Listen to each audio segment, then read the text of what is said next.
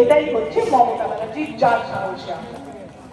এবার বলে যে আমরা কিন্তু নির্বাচনে ভালো ফল করতে হবে, সে ভালো ফলের জন্য আমাদের দরকার একসঙ্গে হওয়া। একটা কথা মনে রাখবেন, আমি এই এত বছরের রাজনৈতিক অভিজ্ঞতায় একটা জিনিস বুঝেছি, যতই নায়ক হও, যতই নায়িকা হও, যতই বড় নেতা হও, যত বড় নেত্রী হও, হারানোর, মমতা ব্যানার্জিকে হারানোর ক্ষমতা কারণ নেই, এটা কিন্তু প্রমাণিত।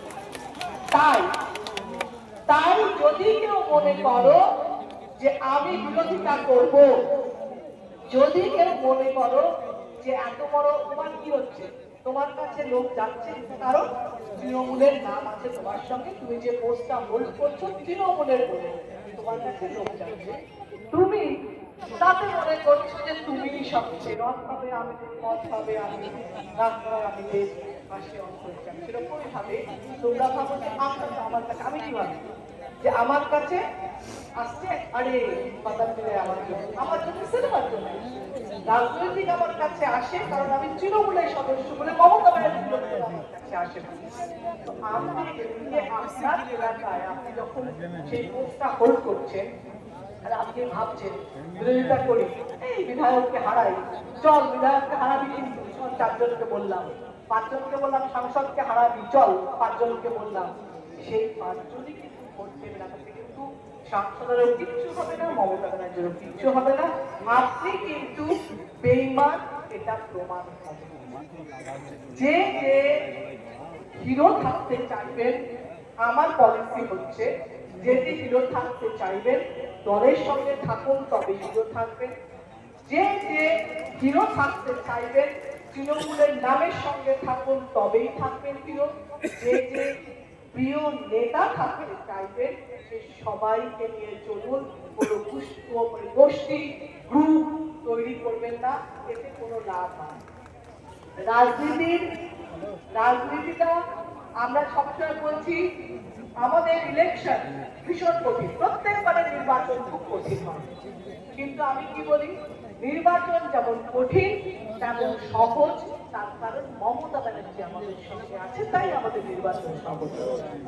অভিষেক ব্যানার্জি কি করছে, নতুন ভাবে সংগঠনটা অন্যভাবে চালানো এবং ভাবনা ভাবছে।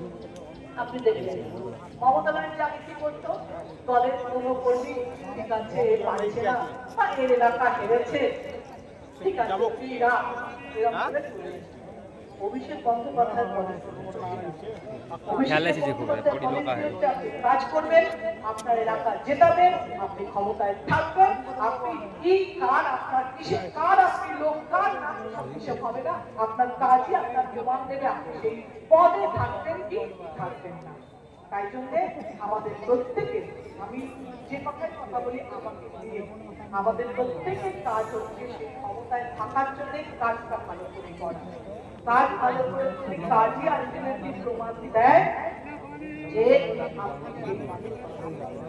আমরা যখন সিনেমা করেছি, হাজার সিনেমা করেছি, যতক্ষণ না সিনেমাটা হিট হয়েছে ততক্ষণ যখন আমার সিনেমা হিট হয়েছে, যখন আপনাদের ভালো লেগেছে, তখনই আপনারা আমাকে নায়িকা হিসেবে কথা দিয়েছেন, ভালোবেসেছেন।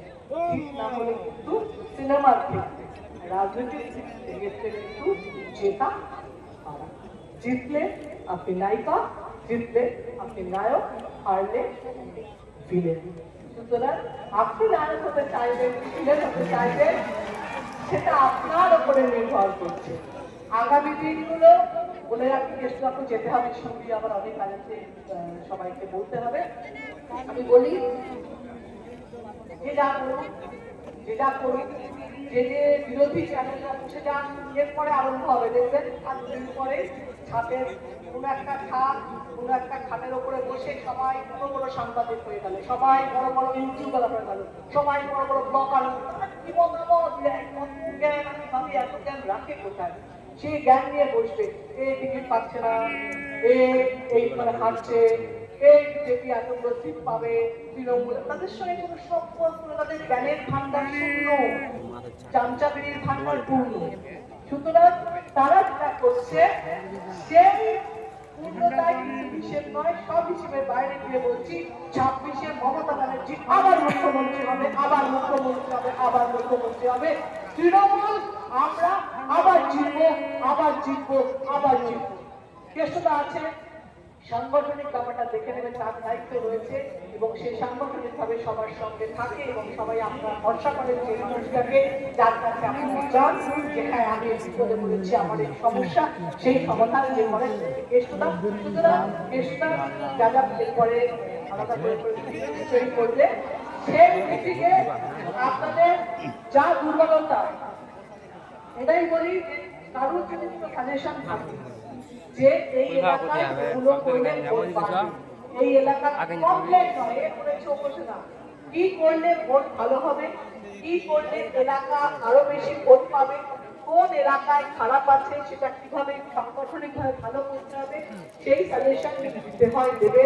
তার জন্য আমাদের যাকে যাকে সেই সাংগঠনিক জায়গায় লাগবে আমরা প্রত্যেকে যাবো, কোর কমিটি আছে, প্রত্যেকের জায়গায় গিয়ে সেগুলো সমাধান করবে।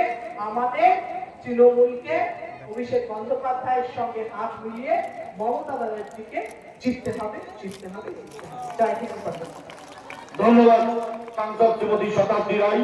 এর মধ্যেই আমাদের মাঝে এসে উপস্থিত হয়েছেন জেলা পরিষদের সভাধিপতি কাজল শেখ। তাকে বরণ করে নিচ্ছেন আমাদের ব্লক সভাপতি মাননীয় বিনয় ঘোষ মহাশয়। কাজলকে বরণ করে নিচ্ছেন।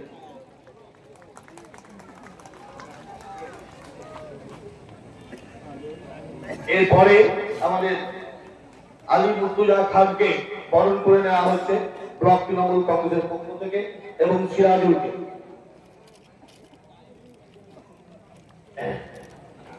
আলিকালকে বরণ করে নেওয়া হচ্ছে, সিরাজুলকে বরণ করে নেওয়া হচ্ছে এবং বক্তব্য রাখছেন আমাদের জেলা পরিষদের সভাধিপতি কাজল শেখ।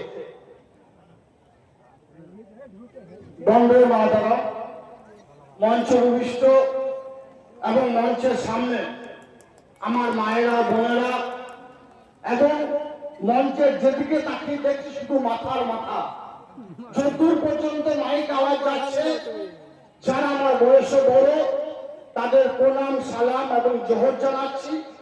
যারা আমার বয়সে ছোট, সহযোদ্ধা, সহকর্মী, তাদের প্রীতি, শুভেচ্ছা, ভালোবাসা এবং স্নেহাশীষ জানাচ্ছি।